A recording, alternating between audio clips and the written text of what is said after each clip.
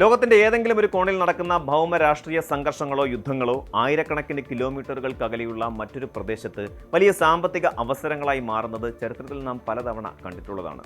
അന്താരാഷ്ട്ര ബന്ധങ്ങളിലെ ഈ സൂക്ഷ്മമായ അദൃശ്യ വലയത്തിന്റെ ഏറ്റവും പുതിയ ഉദാഹരണമാണ് അമേരിക്ക ഇറാൻ സംഘർഷവും അതുവഴി ഹോർമൂസ് കടലിടുക്കിലുണ്ടായ പ്രതിസന്ധിയും കേരളത്തിലെ കൊല്ലം തുറമുഖത്തിന് നൽകിയ അപ്രതീക്ഷിത നേട്ടങ്ങളും. യുദ്ധഭീതിയെ തുടർന്ന് ആഗോള ഓഹരി വിപണികൾ തകരുകയും പാചകവാതക സിലിണ്ടറുകളുടെ ലഭ്യത മുതൽ ഇന്ധനവിലയിൽ വരെ ആശങ്ക പടരുകയും ചെയ്ത ഒരു സമയത്ത് കേരളത്തിലെ ഒരു നോൺ മേജർ തുറമുഖമായ കൊല്ലം ചരിത്രത്തിലില്ലാത്ത വിധം കർമ്മനിരതമാവുകയായിരുന്നു. ഇന്ത്യയെ തൊടുമെന്ന് പോലും ചിന്തിക്കാതെ യാത്രയാരംഭിച്ച വൻകിട അന്താരാഷ്ട്ര കപ്പലുകൾ കൊല്ലം തീരത്ത് നങ്കൂരമിട്ടത് കേവലം യാദൃച്ഛികമായല്ല, മറിച്ച് ആഗോള നാവിക പാതകളിലെ അനിശ്ചിതത്വങ്ങൾ എങ്ങനെ പ്രാദേശിക സമ്പദ് വ്യവസ്ഥയ്ക്ക് ഗുണകരമാക്കാം എന്നതിൻ്റെ ഏറ്റവും മികച്ച ഉദാഹരണമാണ്. ഈ പ്രതിഭാസത്തെ പൂർണ്ണമായും മനസ്സിലാക്കാൻ ഹോർമൂസ് കടലിടുക്ക് എന്തുകൊണ്ടാണ് ലോകക്രമത്തിൽ ഇത്രയധികം പ്രാധാന്യം അർഹിക്കുന്നത് എന്ന് പരിശോധിക്കേണ്ടതുണ്ട്. പെർഷ്യൻ ഗൾഫിനെയും ഒമാൻ ഉൾക്കടലിനെയും ബന്ധിപ്പിക്കുന്ന ഈ ചെറിയ ജലപാതയിലൂടെയാണ് ലോകത്തിലെ മൊത്തം സമുദ്രമാർഗമുള്ള എണ്ണ വ്യാപാരത്തിൻ്റെ 20% കടന്നു പോകുന്നത്. അമേരിക്കയും ഇറാനും തമ്മിലുള്ള സൈനിക സംഘർഷം മൂർച്ഛിച്ചപ്പോൾ ഈ പാതയിലൂടെയുണ്ടായ കപ്പൽ ഗതാഗതം കടുത്ത ഭീഷണിയിലായി. യുദ്ധ സാഹചര്യത്തിൽ കപ്പലുകൾക്ക് നൽകേണ്ടി വരുന്ന ഇൻഷുറൻസ് തുക കുത്തനെ ഉയർത്തിയതോടെയും ആക്രമിക്കപ്പെടാനുള്ള സാധ്യത വർദ്ധിച്ചതോടെയും പല വൻകിട കപ്പൽ കമ്പനികളും തങ്ങളുടെ യാത്രകൾ താൽക്കാലികമായി നിർത്തിവെക്കാനോ പാത മാറ്റാനോ നിർബന്ധിതരായി. ഗൾഫ് മേഖലയിലേക്ക് പോകേണ്ടിയിരുന്ന നിരവധി കപ്പലുകൾക്ക് സുരക്ഷിതമായി ഒരു സങ്കേതം ആവശ്യമായി വന്നു. സംഘർഷം അയയുന്നതുവരെ കാത്തുകിടക്കാൻ അവർക്ക് സുരക്ഷിതമായ സമുദ്രഭാഗങ്ങൾ വേണ്ടിയിരുന്നു. ഇവിടെയാണ് ഇന്ത്യൻ മഹാസമുദ്രവും പ്രത്യേകിച്ച് കേരള തീരവും അന്താരാഷ്ട്ര കപ്പലുകളുടെ റഡാറിലേക്ക് കടന്നു വരുന്നത്. തിരക്കേറിയ കൊളംബോ, കൊച്ചി തുറമുഖങ്ങൾക്ക് പകരം അന്താരാഷ്ട്ര കപ്പൽ ചാലിനോട് വളരെ അടുത്ത് കിടക്കുന്നതും എന്നാൽ അധികം തിരക്കില്ലാത്തതുമായ കൊല്ലം തുറമുഖം അവർക്ക് മുന്നിൽ ഒരു മികച്ച ബദലായി മാറിയത്. ഈ പ്രതിസന്ധി കാലത്ത് കൊല്ലം തുറമുഖം നടത്തിയ ഏറ്റവും ശ്രദ്ധേയമായ ഇടപെടലുകളിൽ ഒന്നാണ് ചൈനയിൽ നിന്നും ഷാർജയിലേക്ക് LPG അതായത് പാചകവാതകവുമായി പോകുകയായിരുന്ന ഒരു വലിയ മംഗോളിയൻ കപ്പലിനെ രക്ഷപ്പെടുത്തിയത്. ഹോർമൂസ് കടലിടുക്കിലെ അനിശ്ചിതത്വം കാരണം ഗൾഫിലേക്കുള്ള യാത്ര വൈകിയതോടെ ഈ കപ്പലിലെ ഇന്ധനം പൂർണ്ണമായും തീർന്നു പോകുന്ന അപകടകരമായ അവസ്ഥയുണ്ടായി. സമുദ്രയാനങ്ങളെ സംബന്ധിച്ചിടത്തോളം ബ്ലാക്ക് ഔട്ട് എന്ന് വിശേഷിപ്പിക്കപ്പെടുന്ന ഈ അവസ്ഥ അത്യന്തം ഭയാനകമാണ്. കപ്പലിന്റെ പ്രധാന എഞ്ചിനുകൾ മാത്രമല്ല, റഡാർ, ആശയവിനിമയ സംവിധാനങ്ങൾ, ജീവനക്കാരുടെ ദൈനംദിന ആവശ്യങ്ങൾക്കുള്ള വൈദ്യുതി എന്നിവയെല്ലാം നിലച്ചു പോകുന്ന അവസ്ഥയാണ് ഇത്.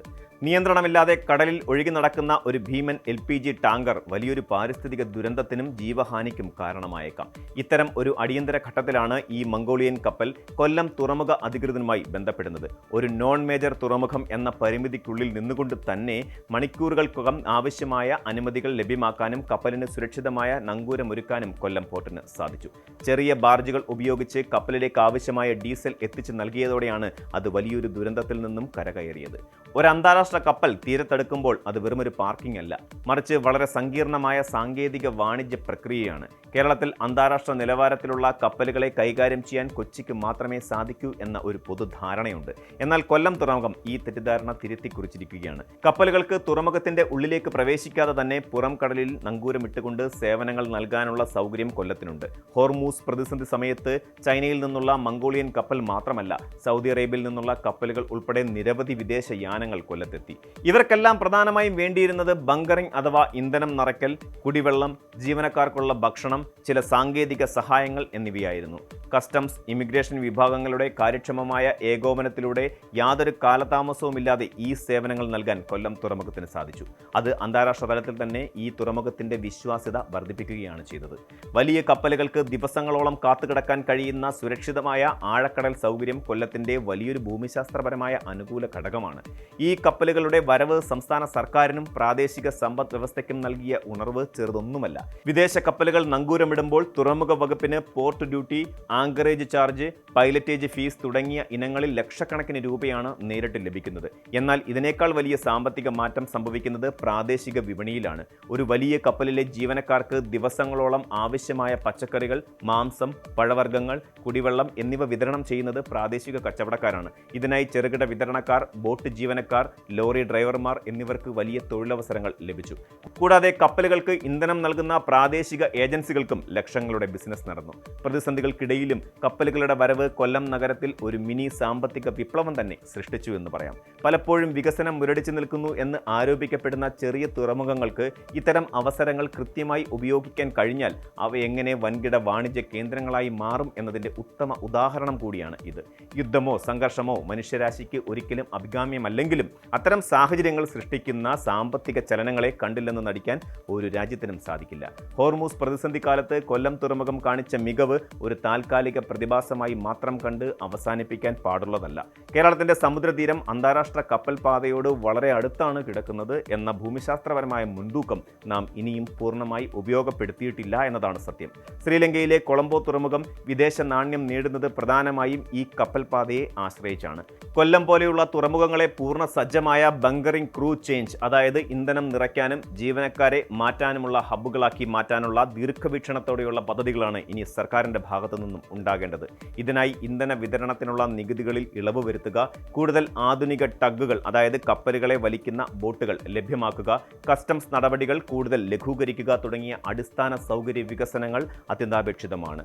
ചുരുക്കത്തിൽ ഹോർമൂസിലെ സംഘർഷം കൊല്ലം തുറമുഖത്തിന് നൽകിയ പാഠം വ്യക്തമാണ്. അവസരങ്ങൾ എപ്പോൾ വേണമെങ്കിലും കടൽ കടന്നെത്താം. അതിനെ സ്വീകരിക്കാൻ നാം സജ്ജരായിരിക്കണം എന്നത് മാത്രം. മംഗോളിയൻ കപ്പലിനെ ഇരുട്ടിൽ നിന്നും വെളിച്ചത്തിലേക്ക് കൊണ്ടുവന്നത് കൊല്ലം തുറമുഖത്തിന്റെ കാര്യക്ഷമതയാണെങ്കിൽ ആ കപ്പലുകൾ കൊല്ലം നഗരത്തിന്റെ സമ്പദ് വ്യവസ്ഥയിലേക്കാണ് വെളിച്ചം വീശിയത്. പരിമിതികൾക്കുള്ളിൽ നിന്നുകൊണ്ട് ലോകോത്തര സേവനങ്ങൾ നൽകാൻ നമ്മുടെ കൊച്ചു തുറമുഖങ്ങൾക്ക് കഴിയുമെന്ന ഈ ആത്മവിശ്വാസം ഭാവിയിൽ കേരളത്തിന്റെ മാരിടൈം വ്യവസായത്തെ ലോകഭൂപടത്തിൽ അടയാളപ്പെടുത്താൻ വലിയൊരു മുതൽക്കൂട്ടാകും. ഒരു പ്രതിസന്ധിയെ എങ്ങനെ അവസരമാക്കി മാറ്റാം എന്നതിനെക്കുറിച്ച് ലോകം ചർച്ച ചെയ്യുമ്പോൾ അവിടെ തിളങ്ങി നിൽക്കുന്ന ഒരു ഉദാഹരണമായി കേരളത്തിന്റെ ഈ തീരദേശ നഗരം മാറിക്കഴിഞ്ഞു. മികച്ച അടിസ്ഥാന സൗകര്യങ്ങളും ഇച്ഛാശക്തിയുള്ള ഭരണ സംവിധാനവും ഉണ്ടെങ്കിൽ ഇത്തരം നോൺ മേജർ തുറമുഖങ്ങൾക്ക് ഭാവിയിൽ കേരളത്തിന്റെ സാമ്പത്തിക നട്ടെല്ലായി മാറാൻ സാധിക്കും എന്നതിൽ യാതൊരു സംശയവുമില്ല. വാണിജ്യ സാധ്യതകളുടെ ഒരു വലിയ കടലാണ് നമുക്ക് മുന്നിലുള്ളത്. അതിലേക്ക് ധൈര്യപൂർവ്വം കപ്പലിറക്കാൻ ഈ സംഭവ വികാസങ്ങൾ നമുക്ക് കരുത്തേകണം. കൂടുതൽ വാർത്തകൾക്ക് news 18 Keralam YouTube channel subscribe ചെയ്യുക.